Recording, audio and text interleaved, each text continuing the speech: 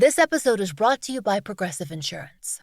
Do you ever think about switching insurance companies to see if you could save some cash? Progressive makes it easy to see if you could save when you bundle your home and auto policies.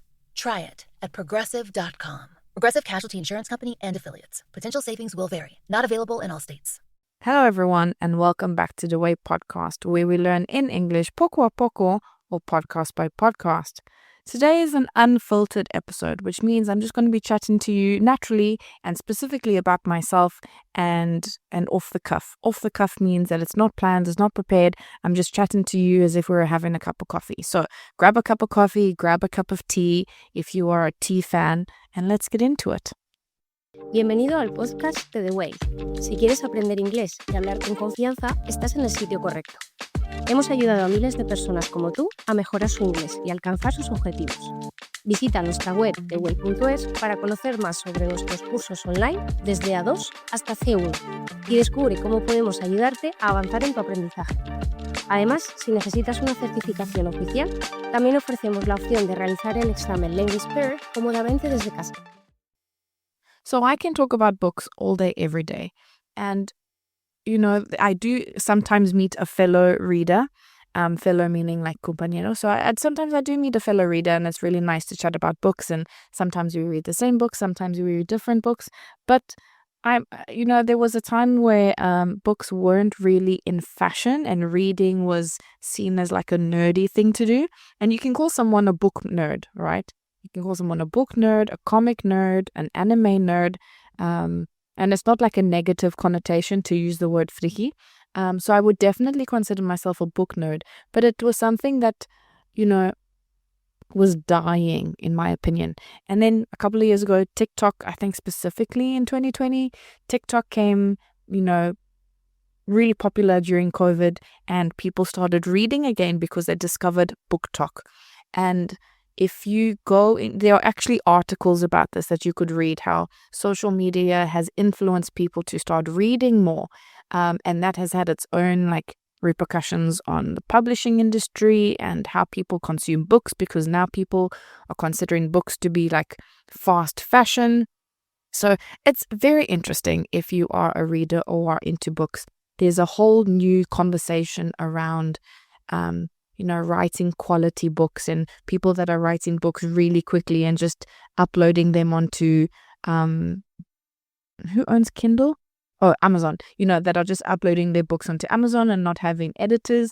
And then there's a conversation about indie publishing, which is like your independent publishing versus your classic publishing. And there's a whole conversation around that. But that's not what I want to talk about today. Today, I just wanted to talk about my own personal recommendations and some of the books that I'm currently reading and some of the challenges that I do, etc., etc. And then just to start the conversation about reading books in English. Now, I'm a bit of a hypocrite, because I am very scared to read books in Spanish, and I've been putting it off. Now, put off is a phrasal verb that means posponer. So I'm not going to lie, I have been putting off my own reading in a different language. But when I started reading in Spanish, I was reading books that I had already read in English to try and make it easier for myself. But I think I was choosing the wrong books. So, for example, I've always been a fan of Harry Potter, and I know that is a controversial, take nowadays to say that. But I was, and I guess I still am, quite a fan of Harry Potter, if you can separate the art from the artist, etc. And so I tried to read the first Harry Potter in Spanish. But I don't know if it was because my level was too low or because of fantasy words are quite specific to the genre. I got a little bit lost. That was a couple of years ago. So I'm going to try Harry Potter again. So my recommendation is always to read books that you have already read, because it gives you the advantage of already knowing the general story. You're not trying to understand the words and understand the plot. Plot meaning trama, right? So that has always been my general piece of advice. Recently, however, I've changed that piece of advice, and now I'm telling students to read at a lower level. So, for example, if you are a teenager, or even me as an adult, I've bought 1 or 2 books that are for children, not like young with pictures in them, obviously, but a book that is aimed towards children where the vocabulary is more straightforward, like sencillo. And I've had more success with that because I'm not feeling overwhelmed by the vocabulary and by the size of the books. Because sometimes books are hundreds and hundreds of pages long, and I just don't have the stamina to read that much in Spanish. So that's another piece of advice that I have for you guys, is if you are interested in reading in a different language, let's say specifically English, number 1, try a book that you've already read, see if that works for you, and try reading a book that is at a lower level or at a lower age than what you are now. Maybe it works for you, maybe it doesn't. It doesn't really matter. The whole point of learning a language, and this is what I tell my students all the time, is don't be afraid to experiment and make mistakes and try new things. Maybe this works for you, maybe it doesn't. Maybe you don't want to read in English, and maybe you are still content just watching films in English or podcasts in English. It's really up to you. But if we don't experiment and try, we never know if we can, if we are ready to learn new things, right? Okay, so let me give you some books that are my personal recommendations. And I would say that I'm a very varied reader, as in I read a variety of different genres. Some people read only one type of genre. For example, my husband really just sticks to fantasy. That's his thing. It doesn't matter what type of fantasy. It could be epic fantasy, classic, usually, let's be honest, usually the epic or the classic fantasies. But each to their own. I try to read for different reasons. I have my reading for comfort, as in I read because I genuinely enjoy doing it as a hobby and I enjoy the stories. But I also read to further my education, to try and better myself. Just because we're not in school or high school or university anymore doesn't mean that we should stop learning. So I only listen to like 1 or 2 podcasts, and then the rest of my time, if I have any free time, I have an audio book on, or I'm actually physically reading. So some books that I recommend. I'm going to divide this into 3 different sections. I'm going to look at my fantasy because, again, huge fantasy girly. Then I'm going to be looking at your non-fiction books. So it could be self-help, which is your personal development, memoirs or autobiographies, and the classics. Now, I put the classics, they technically are not in non-fiction, but I put them in the genre of these are the books I'm supposed to be reading, right? So genre, what did I say? Oh, let's change the genre, the topic. Fantasy books that I feel we are supposed to read, and then any other books in different genres. Okay, let's get into it. So to be honest, because this is all off the cuff, like I said, I actually don't have a list in front of me, so I'm just scrolling through my Goodreads. So if you are getting into reading, there are 2 very popular apps that you can download onto your phone. One is called Goodreads, and some people like it, some people don't, because it's connected to Amazon. I just use it because I've been using it for so long, and I have other friends that are on my Goodreads profile that it's nice to keep up to date with what other people are reading. But also, I've just been using it for so long now that it's just second nature. But there's another app, a newer app, called the Story Graph. And the Story Graph is also great. It looks and functions a little bit differently than Goodreads. It gives you an opportunity to log your books as an audiobook, an ebook, or a physical book, which is really great. And it gives you statistics on your reading, which is also really nice. I tried it for about 2-3 years, but then I got lazy. And then I just went back to Goodreads, if I'm totally honest with you. Anyway, so looking at your fantasy books, if you were new to the fantasy genre, I would say stick to the classic fantasy. Your classic fantasies are your fantasies like The Hobbit, The Lord of the Rings, and even Harry Potter. Now, if Harry Potter is not your vibe, obviously there are other books in the genre, but you have to also realize that there are different subgenres within the genre. There's cozy fantasy, there's romantasy, which is romance and fantasy. There's your sagas, which are books that are like super long. Then you have urban fantasy. It's so many, right? So if you were getting into the genre, I would say start with the classics and then make your way through the most popular books at the moment. So, for example, if I had to look at my list, I read books like The Dresden Files. Now, The Dresden Files was my first real experience of urban noir. Now, urban fantasy meaning fantasy that's set in the modern day. So, this person, his name is Harry Dresden. He's a wizard and he lives in Chicago and he deals with vampires and monsters and all of the classic fantasy sort of elements. But there's a noir aspect. Noir is actually not an English word. I'm pretty sure it's French. I don't speak French, so you can clarify that for me. But noir means like detective mystery, sort of Sherlock Holmes vibes. And it's like 17 books long. I don't think he's finished it yet, and it's a fantastic series. The books are not too long. I'm not gonna lie.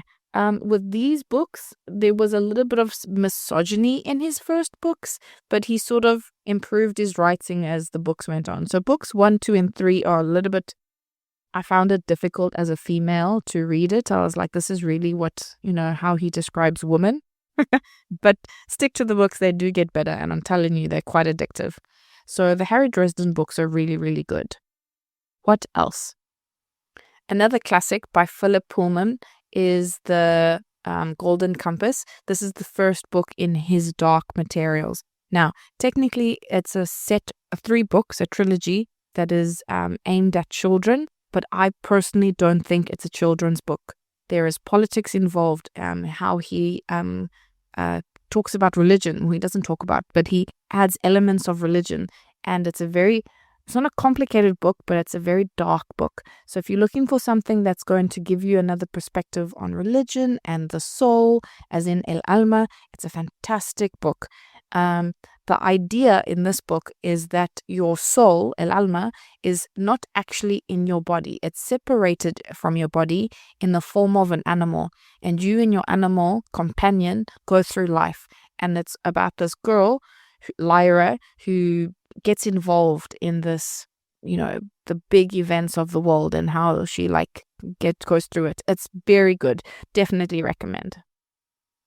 Another one that I recommend, slightly less intense, is called Graceling by Kristen Kershaw. And this book is really cool. And it's also, again, a trilogy. But the first one for me was like the best. But the whole trilogy is fantastic. It's about how some people have special abilities. And if they have special abilities, they usually have different colored eyes. And this one girl, her name's Katsa, she turns out to be a graceling, a person that has grace, meaning a gift from God.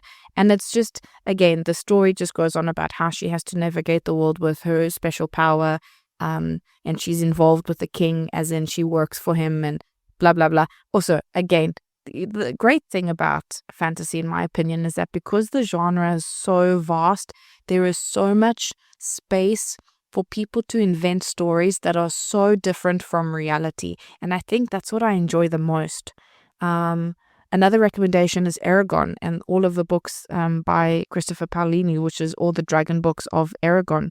And again, I love these stories because they're so different from reality. Obviously, dragons don't exist and dwarves and elves don't exist. But isn't it a beautiful thing to step into another world and just escape your reality for a short time? Now, obviously, you can do that by watching TV. But watching TV doesn't feel like it's working my brain. Do you know what I mean? I watch TV to switch off.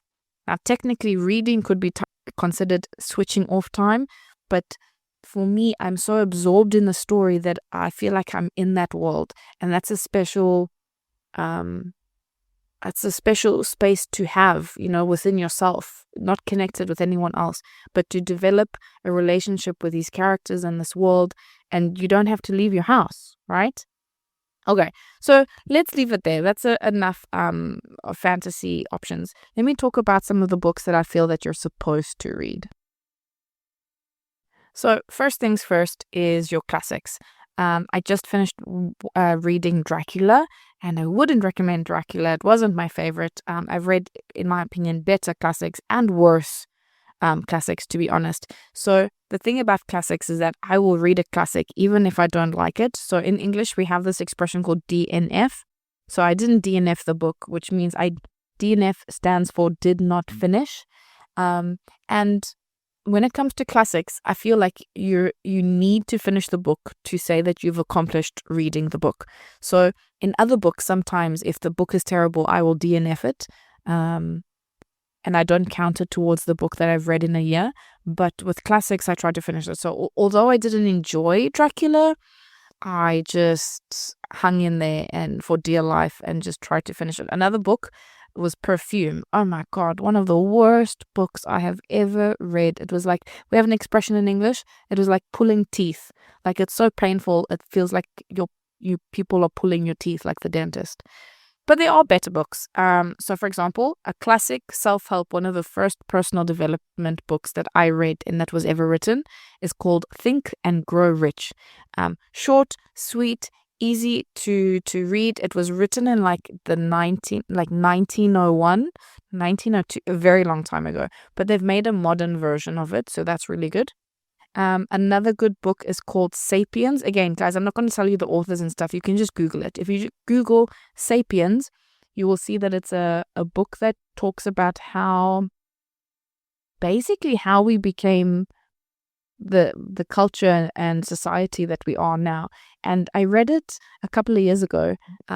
Well, I didn't read it. I listened to it. Now, again, there's a debate between are audiobooks considered reading? I'm not going to talk about that. I consider it consuming the book, which if I still know what the book is about, it's not reading, but I still count it as reading. Anyway, so I listened to the book on audiobook, obviously, usually in the car. So I listen to audiobooks mainly in the car.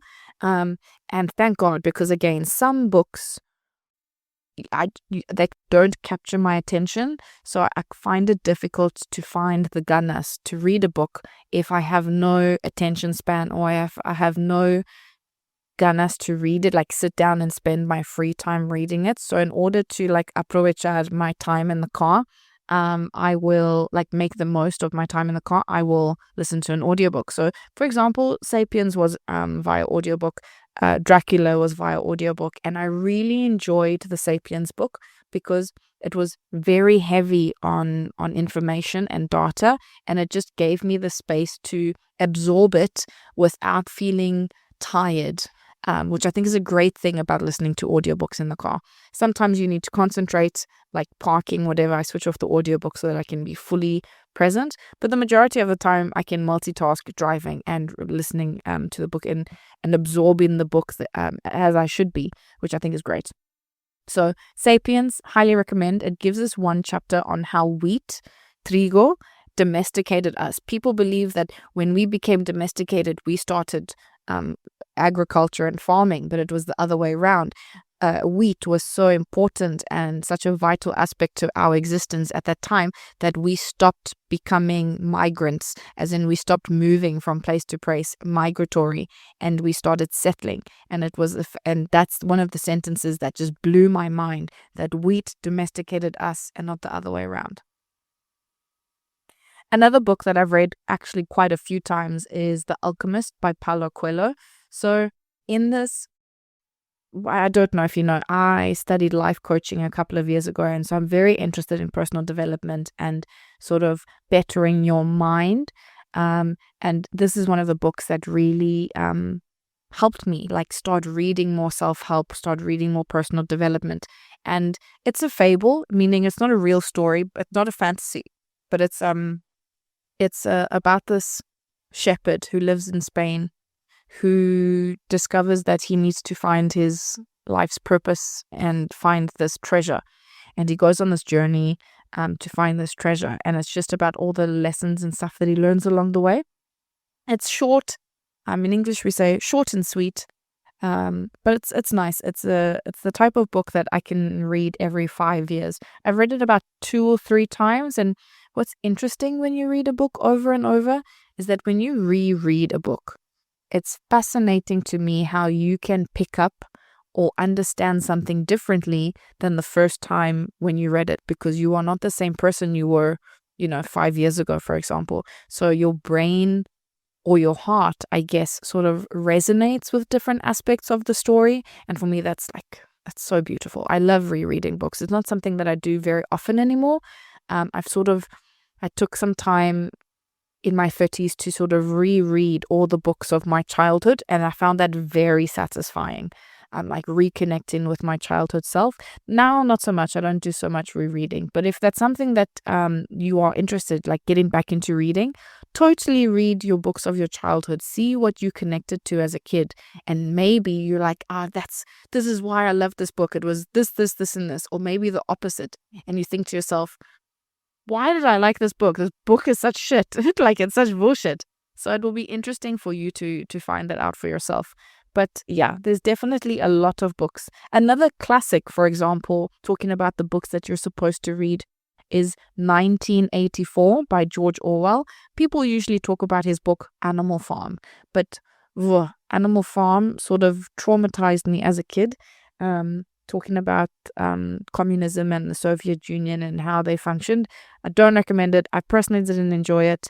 I preferred his book 1984, and it's the concept of how we are being watched by Big Brother and people don't have autonomy anymore, and how the main character, I can't remember what his name is, sort of figures out that he doesn't want to be part of the system anymore. Anyway, definitely relevant in 2025, definitely relevant if you're keeping up to date with what's happening in America. That's all I'm going to say.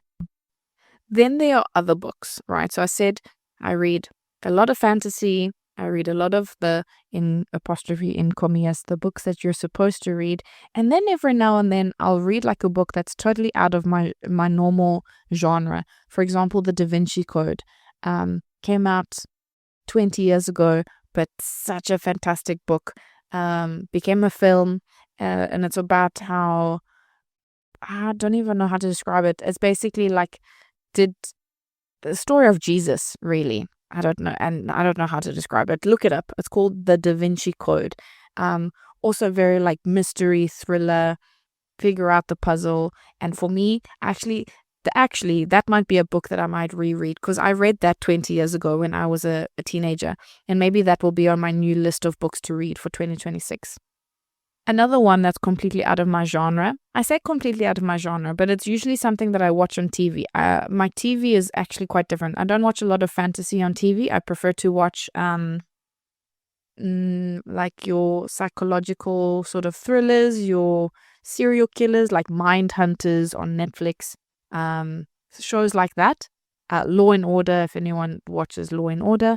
So this is the type of book that I sort of gravitate towards on TV, and the book is called The Girl Who Played with Fire. Well, actually, that's number 2. It's The Girl with the Dragon Tattoo. So there are 3 books in the Millennium Trilogy. The first one being The Girl with the Dragon Tattoo. The second is The Girl Who Played with Fire. And the third is The Girl Who Kicked the Hornet's Nest. Hornet, I think, is like un tipo de avispa. Like, it's a type of wasp. Anyway, those books are fantastic. Very dark. I do not connect with the main character at all, which is very interesting, because usually when you read a story, you want to connect with the main character. You're meant to sort of like gravitate and feel what they feel. This main character, a girl, I can't remember what her name is, she is very different to me. And there were moments where I got angry at her because I was like, why are you reacting like an idiot? Which is pretty cool. It's nice that, like, I don't know, guys, I have a very deep well of my mind. Like, I could like talk to people that don't exist in books all day. Anyway, another book that I really enjoyed back in the day, and I've read it again 2 or 3 times. It's, again, when you, in different moments of your life, you pick up different things that you need. And this book is called Eat, Pray, Love. Another very popular and famous book 20 years ago by Elizabeth Gilbert. And it's about this woman's real life story of how she was depressed in her life and she had this big, fantastic, bombastic life in New York and she wasn't happy and she was super depressed. And then she decided to travel for a year and she went to Italy to eat. I think it was India to pray, and somewhere, I want to say somewhere like Bali, I think it was Bali, somewhere like Malaysia, Bali, Philippines, somewhere that area, and found love. Or found love with herself, should I put it that way. And it was, again, you connect with different parts of the book. Definitely a book, if you're looking to start your personal development journey very slowly, The Alchemist and Eat, Pray, Love, I think are very gentle books to start with. I think the final book for today, because I think this podcast is getting a little bit long, the final book that I would recommend, and a book that was out of my normal genre, is called Where the Crawdads Sing. Now, crawdad is, like, if I remember correctly, a type of bug, un tipo de bicho, and there's a mosquito following me in my classroom. Great. Sorry, guys. Actually, let me just tell you, it's after class. I finished teaching at the academy for today, and I'm just sitting in my classroom, having a chat with you guys, and that's how I usually do the podcast. It's not a big fancy sort of podcast that you see with people online and stuff. It's just me in the classroom talking into the microphone. Anyway, so let's get back onto topic. This book called Where the Crawdads Sing was made into a film very recently, I think a year or two ago. And it was the first book, I think, that I realized that there is a genre of book called literary fiction. Now, there is a different kind of beauty in literary fiction, because literary fiction is a very poetic and beautiful but slow type of writing. And I don't remember ever having experienced it before, and I really connected with it. The story itself was lovely. I enjoyed the story itself, but for me it was about finding a new genre that I was unfamiliar with. Anyway, guys, that is me rambling about books, which I said I could talk to you about all day. I read on average for the past 5-ish years, I read between 50 and 60 books a year. Sometimes more, sometimes less. It just depends. Like this year, it's less because I had other stuff going on at the moment. Now in November, I'm only on 31 books, which might sound a lot, but for me, it's quite not. It's not that much for me. But just because I had other stuff going on and I was dividing my time. But if you are interested in any more information about books and stuff, you can find me on Goodreads, actually. My name on Goodreads is my actual name, which is what, Aurelia? Let me just look. Aurelia Rami. So Aurelia, like my name, and Rami, Rahme. So if you want to be Goodreads buddies, just send me a follow or send me a message, and we can chat and compare books on Goodreads. Otherwise, everyone, we'll get back into the, let's say, educational podcasts next week. Otherwise, I'll see you soon. Bye. Si disfrutaste de este episodio y quieres llevar tu inglés al siguiente nivel, te invitamos a descubrir nuestros cursos online en theway.es, diseñados para mejorar tu fluidez y confianza en situaciones reales. Hemos ayudado a miles de personas como tú a transformar su aprendizaje. Visita ahora theway.es y realiza nuestro test de nivel interactivo de manera gratuita. Además, si necesitas una certificación oficial, también ofrecemos la opción de realizar el examen de Unfiltered cómodamente desde casa.